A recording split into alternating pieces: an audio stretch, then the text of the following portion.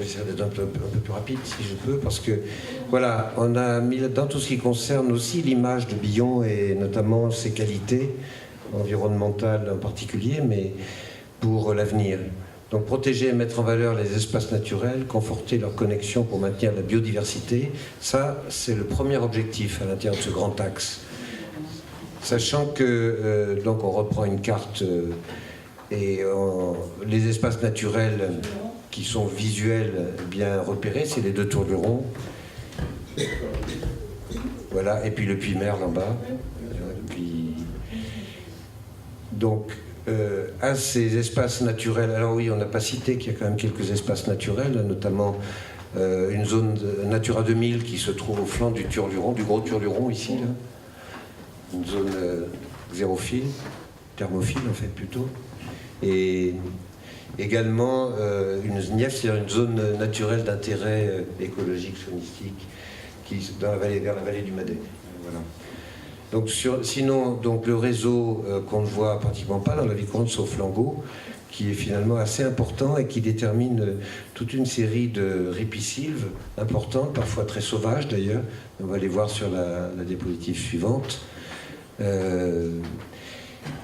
Et qui constitue une trame verte, ça c'est la trame bleue, pour reprendre les termes qui maintenant sont en usage, et qui permettent les connexions en termes de biodiversité des espèces, leur circulation, etc. Je n'ai pas fait passer la trame verte tout à l'heure, elle vient après sans doute alors. D'accord. Donc dans cet objectif, toujours préserver les haies, et les boisements qui sont présents encore dans l'espace agricole pour leur intérêt paysager et écologique également, puisque c'est des zones refuge pour un certain nombre d'espèces. Sachant qu'ici figurent donc simplement par des calques des photos aériennes, les bouquets d'arbres que vous pouvez apercevoir ou de haies. Bien entendu, quand on passera à la partie réglementaire, il faudra aller sur le terrain, faire des repérages beaucoup plus précis.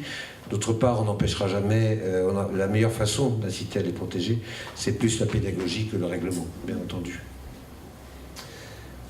Donc, dans le même ordre d'idées, l'idée d'encourager les plantations le long des chemins pour justement restaurer les continuités écologiques, mais ça a aussi d'autres fonctions, notamment en matière hydrologique, c'est de retenir la terre. Dans les périodes d'inondation qu'on vient de connaître, c'est partout, dans tous les champs qui sont à nu, on a observé des coulées de terre qui vont sur les routes, quoi, très clairement. Mais donc il y a un intérêt à la fois paysager, à la fois écologique au sens de biodiversité, et à la fois fonctionnel en termes de préservation de l'agriculture et même de sécurité. Donc dans le même ordre d'idées, envisager des alignements d'arbres sur certains axes.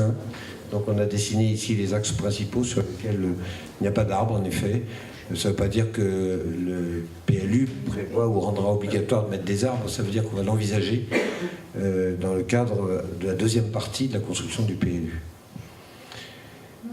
Et puis donc, deuxième objectif, c'est également la nature en ville et pas simplement autour de Billon. En ville, il se trouve qu'on a beaucoup d'éléments intéressants, notamment des jardins, des espaces verts, qu'il s'agit de préserver. Donc ils ont été, figurent ici sous forme d'étoiles. Bon, vous connaissez les plus importants d'entre eux, et le but n'est pas, au nom de la reconquête du centre-bourg, d'éliminer tous les jardins, quoi, bien entendu, mais au contraire de maintenir les éléments naturels qui sont en ville. Les jardins partagés, alors il y a l'idée et l'objectif dans le projet communal d'encourager la création de jardins partagés. Il y a des jardins qui ne sont pas forcément partagés non plus, donc ils sont également visés par des zones qui sont en général des zones inondables d'ailleurs, celle-ci en amont sur Langot, hein, quand on prend la rue du Loup, ce secteur. Il y en a également derrière Intermarché, là-bas. Voilà. Derrière le Moulin de l'Étang. Voilà. Donc il y a un repérage des zones de jardin qui est intéressant parce que c'est aussi un élément de la diversité et de la nature en ville. Également les arbres en ville parce que Je pense que je ne suis pas le seul, mais ça fait au moins 10 ou 15 ans que je dis à la municipalité qu'il faudrait au moins, tant qu'à rien foutre, au moins mettre 3 arbres sur la place Joseph Clossa, quoi, minimum. C'est pas compliqué, ça coûte pas cher, ça coûte moins cher qu'un trottoir, mais au moins quelques arbres à des endroits. Je ne parle pas non plus de l'entrée du rond-point de Clermont, là. Le parking des réserves, enfin voilà. Donc ça peut être aussi le support d'une trame verte à l'intérieur de la ville, bien entendu. Veiller au maintien d'espaces verts dans les secteurs à densifier et au traitement végétal des opérations de renouvellement urbain ou de densification. C'est le même thème qui se recroise exactement avec la discussion qu'on avait tout à l'heure sur la question des haies, des limites. Et donc ça suppose de mettre dans la partie réglementaire du PLU sans doute un certain nombre de règles qui pour l'instant n'existent pas. En matière de réglementation dans le PLU actuel de Billon, il n'y a pratiquement aucune règle. Et donc ça explique aussi le résultat architectural et pavillonnaire que vous observez autour de vous. Parce qu'il y a juste des règles par rapport à la limite. Il doit y avoir une règle par rapport à la couleur de la couverture quand même. Et puis le reste, les gens font ce qu'ils veulent. Maintenir la ripisylve et les milieux ouverts associés au cours d'eau dans la section urbaine, c'est-à-dire essentiellement la traversée de la ville par Langot, mais aussi la Gueule qui traverse une partie de la ville quand même, en bordure ici, et sensibiliser les propriétaires, puisqu'il y en a besoin, à la gestion et à l'entretien des cours d'eau et de leurs rives. Quand les cours d'eau ne sont pas domaniaux, c'est-à-dire qu'ils sont privés, ça veut dire que s'ils sont une limite séparative entre deux propriétés, les propriétaires ont l'obligation d'entretenir le cours d'eau. Il y en a qui le savent dans la salle. Voilà, chacun. Ce qui ne se fait pas. Troisième objectif, la dimension paysagère, les qualités paysagères du territoire, et c'est là qu'on va retrouver l'écrin paysager, mais également fait partie d'une composante essentielle du paysage, c'est également l'activité agricole. Donc on retrouve ici les grandes unités qu'on va peut-être passer parce qu'on les a déjà vues plusieurs fois. Et donc il y a un enjeu aussi, c'est de donner accès aux espaces agricoles et naturels de proximité. C'est un peu en complément des cheminements qu'on a tracés tout à l'heure, des cheminements de balade en quelque sorte. C'est vrai qu'il n'y a pas d'accès très facile en dehors de Billon, en tout cas qui soit évident pour aller directement dans le secteur agricole par exemple, sauf sur les cheminements qu'on a repérés tout à l'heure. Et puis un élément essentiel, c'est les cônes de vue. Alors, ceux-ci ne sont pas tous forcément bien situés, ce sont des repérages pour l'instant un peu grossiers, mais qui donnent une orientation forte par contre dans le projet communal, qui est de dire qu'il y a un certain nombre de points de vue qu'il faut absolument conserver. Alors, il peut y avoir des conséquences en termes de constructibilité, évidemment, notamment sur les terrains agricoles, où il peut y avoir des interdictions de construire, même sur des parties agricoles et liées à l'exploitation, pas générale, mais précisément parce que ça se situe dans un cône de vue intéressant ou emblématique, même pour la ville. C'est vrai aussi, d'ailleurs, de l'intérieur de la ville, par rapport à certaines perspectives qu'on peut repérer, parce qu'elles sont... Tout le monde les connaît plus ou moins et qu'elles nous paraissent, nous, emblématiques par rapport à Billon. Et puis, on en a parlé aussi à propos des limites entre la partie agricole et urbaine, c'est améliorer la silhouette urbaine par un traitement paysager des franges. Alors, on a évoqué un peu le même problème que l'entrée de Clermont tout à l'heure, mais on retrouve ce problème à différents endroits, notamment quand on vient sur la route de Saint-Julien. Voilà, comment gérer... la perception qu'on peut avoir de l'urbanisation de Billon pour que ça ressemble à quelque chose d'un peu mieux que ce qu'on a aujourd'hui. Et puis, garder des marges de recul aux abords des grandes voies. On voit que, on a parlé tout à l'heure de cet axe important qui vient de Cournon. Marcher à pied entre le rond-point de la gare jusqu'au rond-point suivant. Il y a une marge de manœuvre, effectivement, mais il n'y a rien d'aménagé. C'est-à-dire que c'est pas fait pour les piétons. Les piétons sont plutôt mal vus, quoi. Si jamais il pleut, vous passez, vous avez les pieds mouillés. Et en même temps, il n'y a pas de marge de manœuvre suffisante pour pouvoir faire une piste, enfin un sentier, ou au moins un passage piétonnier confortable, disons, sans se mouiller les pieds, et en même temps une piste cyclable. De même sur la route de Clermont, d'ailleurs. On n'a pas la largeur suffisante, il n'y a pas assez de recul. C'est le conseil départemental ou c'est la commune qui a la charge de ces espaces-là? C'est une bonne question. C'est départemental. C'est départemental, mais quand il y a des aménagements à l'intérieur de la commune, passer le panneau d'entrée de la commune, eh ben, la commune doit payer aussi. Tout ce qui est aménagement haut. Alors il n'y a qu'une position de manœuvre possible, c'est lorsque le département qui veut se débarrasser de ses routes parce que ça coûte cher, veut bien les refiler à la commune.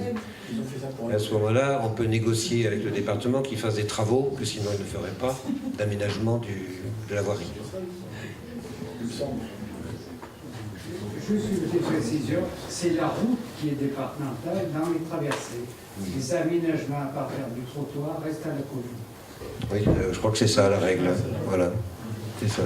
Alors d'où un exemple. Ça dépend des autres, parce qu'il y a des communes qui sont traversées par les départementales, et l'emprise du département elle doit être au moins de 3-4 mètres, et après c'est à la commune. Donc c'est pour ça que je posais la question, c'est vraiment tronçon par tronçon. Sur Blanza, les alignements d'arbres qui sont le long de la RD2, ils sont conseil départemental, et dès qu'on s'éloigne de 3 mètres, après, alors, ils ne connaissent pas exactement la limite, mais c'est le panneau.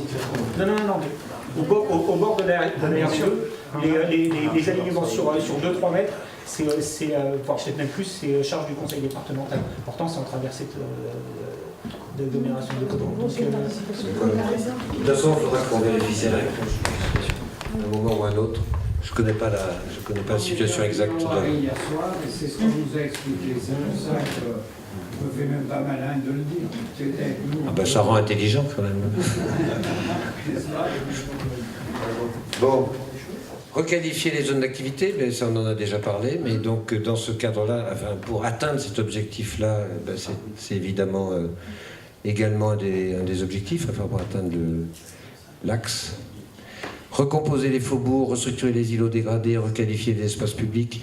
On est là sur des choses qu'on ne peut pas cartographier, hein, sauf ce cercle en trait discontinu hein, qui indique que c'est ça le cœur de la préoccupation dans le projet communal. Veiller à l'insertion paysagère de l'extension de la zone artisanale et du projet de centrale photovoltaïque. Alors la zone artisanale, on en a parlé, c'est le projet d'extension qu'a la communauté de communes au nord, mais dont on souhaite qu'elle ne puisse pas aggraver la pollution visuelle qu'on a quand on vient de Chigna. Et le projet de centrale photovoltaïque, c'est donc sur l'ancienne décharge de Michelin de la Barbarade, où un opérateur privé a obtenu une demande de permis de construire d'ailleurs, et attend l'autorisation de la Commission nationale de régulation de l'énergie pour pouvoir l'implanter. Et enfin, je ne sais pas si c'est le dernier d'ailleurs, promouvoir une ville durable et respectueuse de l'environnement. Donc là, il s'agit de veiller à l'adéquation du développement aux disponibilités de la ressource en eau et de la capacité de traitement des eaux usées. Donc, dans un projet, c'est clair que la question de l'eau joue un rôle central. Donc on a figuré sur cette carte simplement la station d'épuration que vous voyez là-haut. Sur contribuer au traitement qualitatif et quantitatif des rejets d'eau pluviale dans le milieu naturel en favorisant le recours à des techniques alternatives. Donc ça serait inscrit dans le projet. C'est quelque chose qui a peu été pratiqué, hein, qui consiste à éviter d'aller charger les stations ou même l'Angot, alors qu'on peut avoir des systèmes de noues paysagères en plus, qui permettent de traiter de façon plus écologique, on va dire, les rejets, enfin les eaux pluviales. Veiller à la prise en compte des problématiques environnementales dans les opérations d'aménagement, renouvellement urbain ou en densification. Donc, bon, ça aussi, c'est surtout en pensant en effet à l'énergie et aux problèmes de l'isolation thermique, dans beaucoup de cas où on a énormément de retard en fait par rapport aux évolutions. Alors surtout confronté au problème du réaménagement de bâtiments anciens et de reconquête de centres-bourgs. Soutenir le projet de centrale photovoltaïque, ça, on l'a pas dit tout à fait tout à l'heure, puisque tout à l'heure on a parlé de la centrale à propos de son aménagement paysager. plutôt. Là, il s'agit d'un choix de soutenir un mode de production alternatif d'électricité sur la base de la situation de la commune et d'un terrain qui ne peut servir à rien d'autre. Et enfin, le dernier, limiter les sources de nuisances et d'exposition au risque. Donc là, il y a la question des zones inondables. J'insisterai peut-être pas parce qu'elles sont repérées et donc cartographiées. Ça ne veut pas dire que les inondations ne vont pas au-delà parfois des zones inondables, lorsqu'il y a des événements exceptionnels comme celui qu'on vient de connaître. Ça veut dire, en tous les cas, ne pas construire dans ces zones-là, mais même au contraire, en tirer parti, parce que c'est des éléments à la fois en termes de biodiversité, d'environnement, de paysage et de cadre de vie intéressant. Le problème de l'imperméabilisation des sols, qui explique une bonne partie de l'aggravation des inondations dans les zones urbaines, c'est essentiellement parce que la terre n'absorbe plus l'eau, elle ruisselle, et ça explique le gros bassin d'orage qu'il a fallu construire au bout d'Avoine, parce qu'on avait construit un lotissement au-dessus, et que les permis de construire ont été acceptés, mais on s'est aperçu qu'il n'y avait pas de capacité suffisante d'écoulement, et qu'il fallait donc un bassin tampon pour pouvoir éviter les inondations en aval. Voilà. C'est ce qu'il faut donc éviter.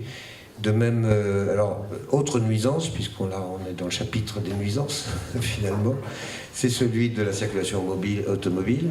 Donc, dans le centre et sur la départementale 212, ce sont les deux points les plus sensibles. Mais on l'a déjà évoqué à travers d'autres objectifs, on retombe sur ces axes qu'il faut aménager différemment. Voilà, on a été plus long qu'on ne l'avait prévu. Donc, non mais c'est pas fini parce qu'il faut passer aux questions quand même.